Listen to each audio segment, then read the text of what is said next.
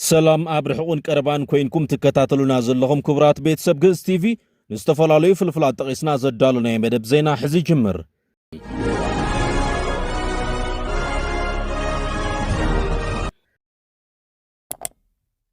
ፈለማ ቀንዲ ነጥብታት ሻዕብያ እፎይ ዝብለሉ ሓድሽ ውሳነ ተወሲኑ።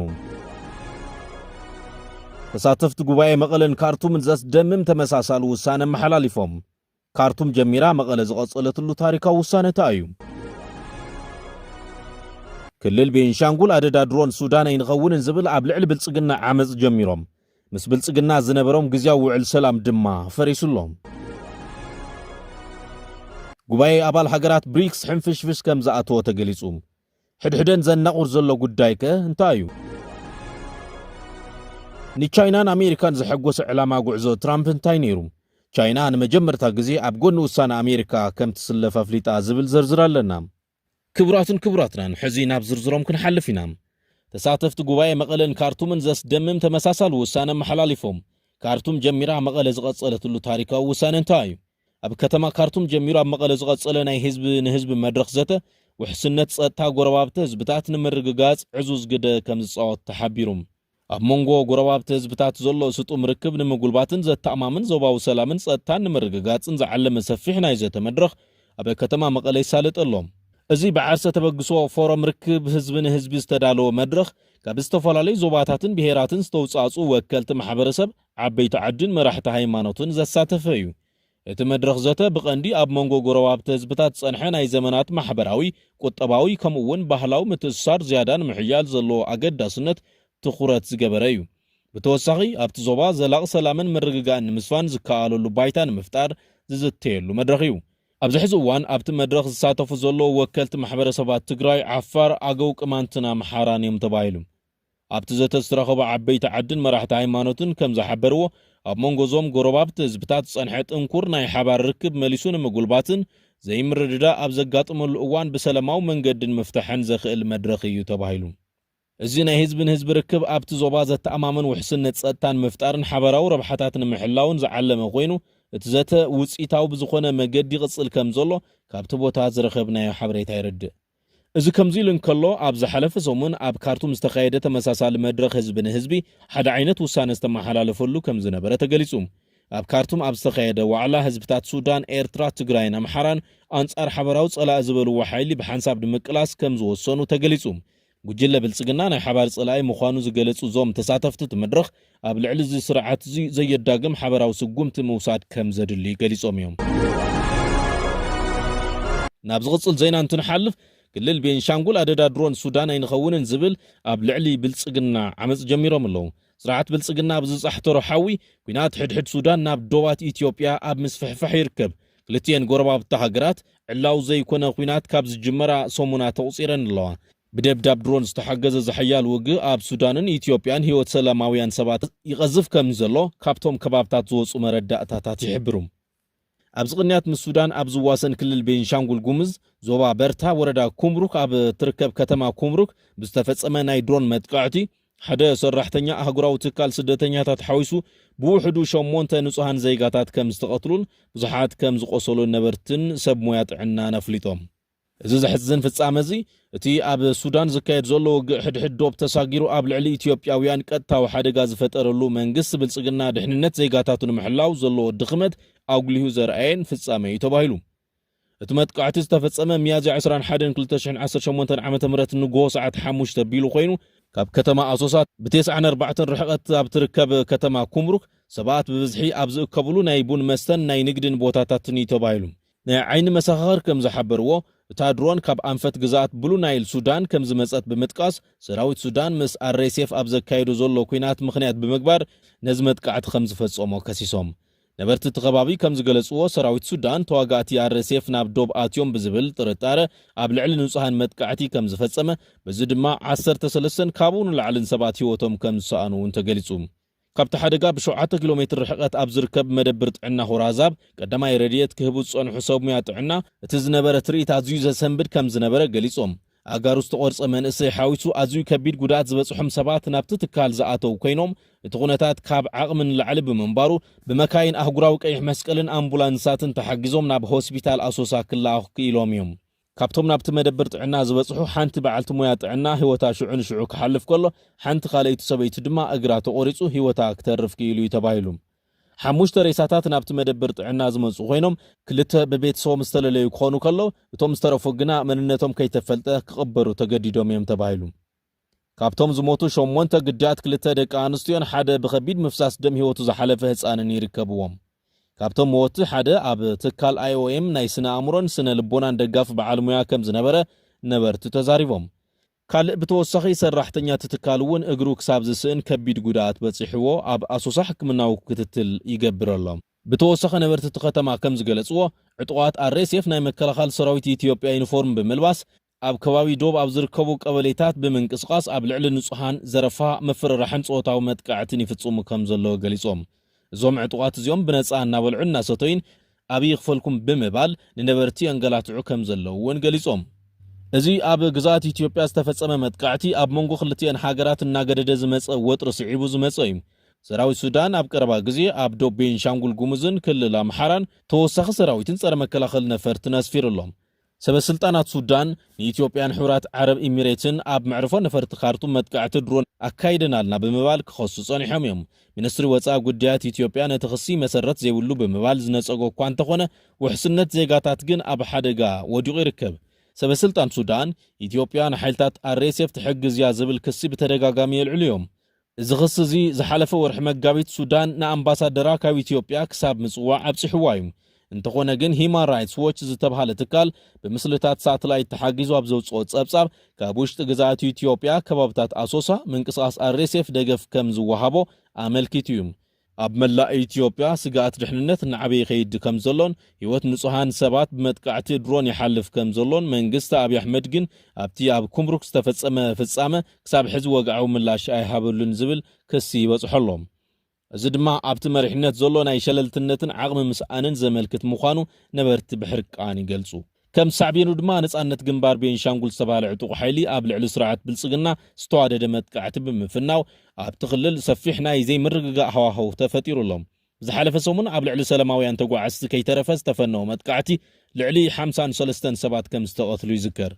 ሕዚ እውን ብተመሳሳሊ ኣብ ዝተፈላለዩ ከባብታት ዓመፅን ውግእን ተጓሂሩ ዝቐጸለ ኮይኑ መንግስቲ ቅድሚ ሕዚ ምስ ኣባላት ግንባር ናጽነት ቤንሻንጉል ኣትይዎ ዝነበረ ጊዜያዊ ውዕል ሰላም ከም ዝፈረሰ ዘርኸብናዮ ሓበሬታ ይረድእ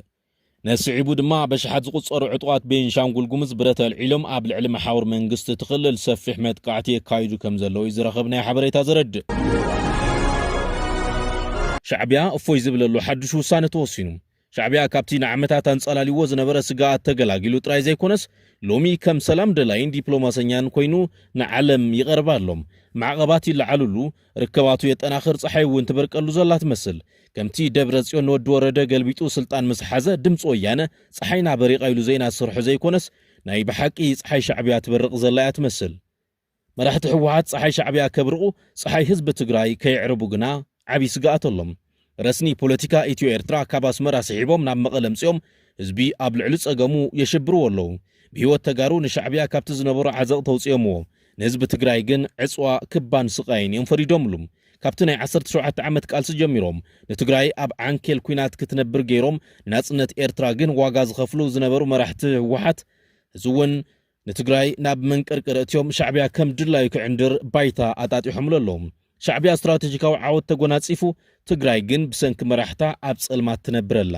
ሻዕብያ ንትግራይ ኣብ ውሽጣዊ ቁርቁስን ዕንይኒን ክትነብር ክርኢ ዝደልየሉ ምኽንያት ንዑ ዘጋጥሞ ዝነበረ ዞባዊ ጽዕንቶታት ንምቕናስ እኹል ግዜን ዕድልን ስለ ዝህቦ እዩ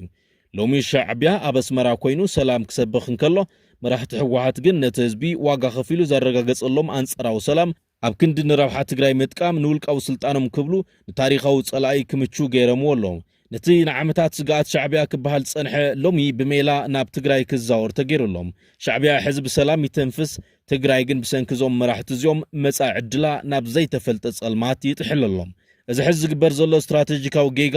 ሎሚ ጥራይ ዘይኮነስ ንመጻኢ ወለደታት ትግራይ እውን ዓብይ ዕዳ ከይኸውን ስጋኣተሎም እዚ ክንብል ዘገደደና ኣብ መንጎ ኢትዮጵያን ኤርትራን ዝፍጠር ሰላም ጸሊእናዮ ዘይኮነስ ዕርቂ ክልቲኦም መራሕቲ ጀኖሳይደራት ንትግራይ ዘግለለን ሕማቕ ነገር ሒዙ ዝመጽእን ስለ ዝኾነ እዩ ኢሳያስን ኣብይን ዘትዮም መኺሮም ኣብ ልዕሊ ህዝቢ ትግራይ ዘውረድዎ በደል ብዓይንና ርኢና ብእዝንና ሰሚዕና ኢና ሕዚ እውን መራሕቲ ህወሓት መጻምዶም ኣብ ሜዳ ገዲፍዎም ብሕጓ ምስ ብልጽግና ሕሹኽሹኽ ምባል ምጅማሩ ካብ ማንም ዝተሰወረ ኣይኮነን እዘተዚ ብብዙሕ ቅድመ ኩነት ዝተሓጸረ እዩ ብልጽግና እንታይ ሂቡ እንታይ ይቕበል ሻዕብያ እውን ከምኡ ብተመሳሳሊ ኣብ ሂብካ ምቕባል ናይ ምትዕጽጻፍ ፖለቲካ እዮም ዘለዎም እንተ ህወሓት ግና ሕዚ እውን በቶም ደጋጊሞም ዋጋ ዘኽፈልዋ ብሔር ብሔረሰባት ክትተኣማመን ፀሓይ ዓሪባታ እያ ኣብዚ እዋን ፖለቲከኛታት ኣስመራን ኣዲስ ኣበባን ዋላ እኳ ብግልፂ ይዛረቡ እምበር ብውሽጢ ሰፊሕ ዘተዮም ዘካይዱ ዘለዉ መራሕቲ ክልቲአን ሃገራት እውን ኣብ ቀረባ ኣብ ሪያድ ተራኺቦም ዕላው ዘተ ከም ዝጅምሩ ዝረኸብናዮ ሓበሬታ ይረድእ እቲ ዝገርም እዚ ዘተ ዕርቂ ብኣብይ ኣሕመድ ተጀሚሩ ብዶናልድ ትራምፕ ዝጸደቐ ዝገርም ከይዲ ዘለዎ እዩ ኣብይ ኣሕመድ ዙርያ ምላሽ ኩነታት ተጽኒዑ ነገር ከም ትኸሮ ምስ ኣረጋገጸ ናብ ዓረብ ኤሚሬትስ ብምኻድ ምስ ኤርትራ ሰላም ከም ዝደሊ ምስተናገረ ሽዑ መራሒ ዓረብ ኤሚሬትስ ቢን ዛይድ ድማ ምስ እስራኤል ዘለዎ ጥቡቕ ርክብ ተጠቒሙ ንእስራኤል ተማሕፀነ ቀዳማይ ሚኒስተር እስራኤል ቤንጃሚን ነታንያሁ ነቲ ኩነታት ብዕምቆት ገምጊሙ ናብ ኣሜሪካ ምስ ኣብጽሖ እዚ ጉዳይ ዝምልከታ ስዑድ ዓረብ ክትዋሳእ ስለ ዘለዋ ብትእዛዝ ኣሜሪካ ንኤርትራን ኢትዮጵያን ክትሸማግል ዕማም ሓዘት በዚ መሰረት ኣብ ልዕሊ ኤርትራ ዝነበሩ ማዕቀባት ብኸይዲ ቀስ ብቐስ ክለዓሉ ዝተወሰነ እንትኸውን ካብ ውሽጣዊ ጉዳያት ኢትዮጵያ ድማ ኢዳ ክትስሕብ ተነጊርዋ እዩ ብወገን ኢትዮጵያ እውን ብተመሳሳሊ ኣብ ሉዓላውነት ኤርትራ ኢዳ ከይተእቱ ጉዳይ ኣፍ ደገ ባሕሪ ዝምልከት ግና ብፍቓድ ኤርትራ ንመስርሕ ዓለም ለኸ ሕጊ ዝኽተል ክኸውን ከም ዘለዎን እቲ ሓበሬታ ይረድእ ብሓፈሻ ኣብዚ ኸይዲ ሻዕብያ ብዙሕ ዓወት ዝሓፈሰሉ ፈኸራ ብልጽግና ድማ ባይታ ዝዘበጠሉ ፍጻመ እዩ ክብሉ ተንተንቲ ፖለቲካ ይዛረቡ ጉባኤ ኣባል ሃገራት ብሪክስ ሕንፍሽፍሽ ከም ዝኣተወ ተገሊጹ ሕድሕደን ዘናቑር ዘሎ ጉዳይ ከንታ እዩ ኣብ ኒው ዴልሂ ኣብ ዝካየድ ዘሎ ዋዕላ ሚኒስትራት ወፃኢ ጉዳያት ብሪክስ ኣብ መንጎ ኢራንን ሕብራት ኢማራት ዓረብን ዲፕሎማስያዊ ምስሓብ ተፈጢሩሎ እዚ ውጥጥ ክልቲአን ሃገራት ክለዓል ዝኽኣለሉ ምኽንያት ቴሄራን ንሕቡራት ዓረብ ኤሚሬት ኣብ ቀጠናዊ ግጭት ኣብ ልዕሊ ኢራን ዝፍጸሙ ወታደራዊ መጥቃዕታት ብቐጥታ ኢዳ ኣለዋ ኢላ ድሕሪ ምኽሳሳ እዩ ሮይተርስ ንመራኸቢ ብዙሓን መንግስቲ ኢራን ጠቒሱ ከም ዝጸብጸቦ ሚኒስትር ወፃኢ ጉዳያት ኢራን ዓባስ ኣራክቺ ነዚ ርእይቶ ዝሃቡ ሐሙስ ኣብ ዝተኻየደ ዋዕላ ብሪክስ እዩ ኣራክቺ ምእንቲ ሓድነት ኢለ ኣብቲ ዝሃብክዎ መግለጺ ስም ሕብራት ኢማራት ዓረብ ኣይጠቐስኩን ድሕሪ ምባል እንተኾነ ግን እቲ ሓቂ ሕብራት ዓረብ ኤሚሬትስ ኣብ ልዕሊ ሃገረይ ኣብ ዝተፈጸመ መጥቃዕቲ ብቐጥታ ተሳቲፋ እያ ኢሎም እዮም ወሲኾም እውን ምስ ኣሜሪካን እስራኤልን ዝግበር ጥምረት ንድሕንነት ሕብራት ዓረብ ኤሚሬትስ ከም ዘየውሕስ ብምጥቃስ ኣቡዳቢ ኣብ ልዕሊ ቴሄራን እትኽተሎ ቀጠናዊ ፖሊሲ ክትምርምር ከም ዘለዋ ተሓሳሲቦም እዚ ምስሓብዚ ነተን ብራዚል ህንዲ ቻይና ደቡብ ኣፍሪካ ኢትዮጵያ ግብፂ ኢራን ሕብራት ዓረብ ኤሚሬትስን ኢንዶኔዥያን ዝሓቆፈ ኪዳን ብሪክስ ኣብ ውሽጡ ንዓበየ ዝመፀ ዘይምስምማዕ ናብ ምክፍፋል ከብፅሖ ከም ዝኽእል ምልክታት ይረኣዩ ኣለዉ ኣራክቺ ኣብቲ ዋዕላ ኣባላት ሃገራት ነቲ ኣሜሪካን እስራኤልን ዓለም ለኻዊ ሕጊ ጥሒሰንኦ ዝበልዎ ተግባር ክኹንና እውን ሓቲቶም እዮም ሰበስልጣን ኢራን ብሰንኪቲ ኣብ መንጎ ኢራንን ሕብራት ዓረብ ኤሚሬትስን ተፈጢሩ ዘሎ ዘይምርድዳእ እቲ ዋዕላ ናይ መወዳእታ ሓበራዊ መግለጺ ንኸየውፅእ ዘለዎም ስክፍታ ገሊጾም ኣለዉ ኣብ መወዳእታ ንቻይናን ኣሜሪካን ዝሐጎሰ ዕላማ ጉዕዞ ትራምፕ እንታይ ነይሩ ቻይና ንመጀመርታ ግዜ ኣብ ጎኒ ውሳነ ኣሜሪካ ከም ትስለፍ ኣፍሊጣ ኣላ ኣብ መንጎ ክልተ ዓበይቲ ሓይልታት ዓለም ኣሜሪካን ቻይናን ኣብ ጉዳያት ታይዋንን ኢራንን ዘተኮረ ታሪኻዊ ጂኦፖለቲካዊ ስምምዕ ከም ዝተበጽሐ ተገሊጹ እዚ ብፕሬዝደንት ዶናልድ ትራምፕ ዝምራሕ ምምሕዳር ኣሜሪካ ዘበገሶ ዲፕሎማስያዊ ምንቅስቓስ ኣብ ርክብ ክልቲአን ሃገራት ሓዱሽ ምዕራፍ ዝኸፈተን ንፖለቲካ ዓለም ዘናወፀን ኮይኑሎ ተባሂሉ ቀንዲ ትሕዝቶት ስምምዕ ኣብ መንጎ ዋሽንግተንን ቤጂንግን ዝተበገሰ ስምምዕ ኣብ ክልተ ዓበይቲ ነጥብታት ዘተኮረ እዩ ቀዳማይ ጉዳይ ታይዋን ኮይኑ ረብሓ ቻይና እዩ ኣሜሪካ ታይዋን ኣካል ግዛት ቻይና ምዃና ዋን ቻይና ፖሊሲ ብወግዒ ክትቅበልን ክተተግብርን ተሰማሚዓ ኣላ ኣብዚ ንቤጂንግ ንነዊሕ እዋን ክተንጸባረቕ ጸንሐቶ ቀይሕ መስመር ዘኽበረ ዓብዪ ዲፕሎማስያዊ ዓወት እዩ ካልኣይ ጉዳይ ኢራን እዩ ማለት እውን ረብሓ ኣሜሪካ ዝምልከት ብተዘዋዋሪ ቻይና ድማ ንኢራን ዝኾነ ይኹን ዓይነት ዘበናዊ ኣጽዋር ከይተቕርብ ወይ ከይተዕጥቕ ፍጹም እገዳ ክትገብር ተሰማሚዓ ኣላ እዚ ውሳነ እዚ ንኢራን ኣብ ማእኸላይ ምብራቕን ዘለዋ ወታደራዊ ጽልዋ ንምቁጻር እትጽዕር ኣሜሪካ ዓብዪ እፎይታ ዝህብ እዩ ዕላማ ጉዕዞ ፕሬዚደንት ዶናልድ ትራምፕ እቲ ንኽልቲአን ሃገራት ዘሐጎሰን ዕውት ዝተባሃሉለን ጉዕዞ ፕሬዚደንት ዶናልድ ትራምፕ ቀንዲ ዕላምኡ ድማ ንቻይና ብቁጠባን ንግድን ካብ ምጽቃጥ ሓሊፎም ኣብ ዞባዊ ጸጥታ ስትራቴጂያዊ መፍትሕን ምምጻእ ንታይዋን ከም መደራደሪ ቃርማ ብምጥቃም ነቲ ንዋሽንግተን ዓቢ ስጋኣት ዝነበረ ወታደራዊ ምሕዝነት ቻይናን ኢራንን ንምብታኽ ቻይና ካብ ሩስያን ኢራንን ርሒቓ ምስ ኣሜሪካ ሓበራዊ ናይ ጸጥታ ምርድዳእ ክትፈጥር ምግባር እዩ። ቻይና ኣብ ጎና ኣሜሪካ ምስላፋ ድማ ዝውሳነ እዚ ቻይናን መጀመርታ ግዜ ኣብ ኣገዳሲ ጂኦፖለቲካዊ ጉዳይ ብፍላይ ኣብ ልዕሊ ኢራን ምስ ውሳነ ኣሜሪካ ብቐጥታ ከም ትስለፍ ዘፍለጠትሉ ፍሉይ ፍጻመ እዩ። ቤጂንግ ቅድሚ ሕዚ ኣብ ልዕሊ ኢራን ዝነበራ እገዳታት ክትቃወም ጸንሐት እኳ እንተኾነት ሕዚ ግና ረብሓ ኣብ ጉዳይ ታይዋን ስለ ዝተሓለወላ ንኢራን ንምንጻል ምስ ኣሜሪካ ሓቢራ ክትስለፍ ወሲና ኣላ። እዚ ድማ ኣብ ማእኸላይ ምብራቕ ሓዱሽ ናይ ሓይሊ ሚዛን ክፈጥር ከም ዝኽእል ክኢላታት ይዛረቡ። ክቡራት ሰማዕትናን ሎሚ ዘዳሎ ናይ መደብ ኣብዚ ይዛዘም። ኣብ ዝቕጽል ብኻልእ ርእሰ ጉዳይ ክሳብ ንራኸብ ሰላም። ግዕዝ ቲቪ ልሳን ህዝቢ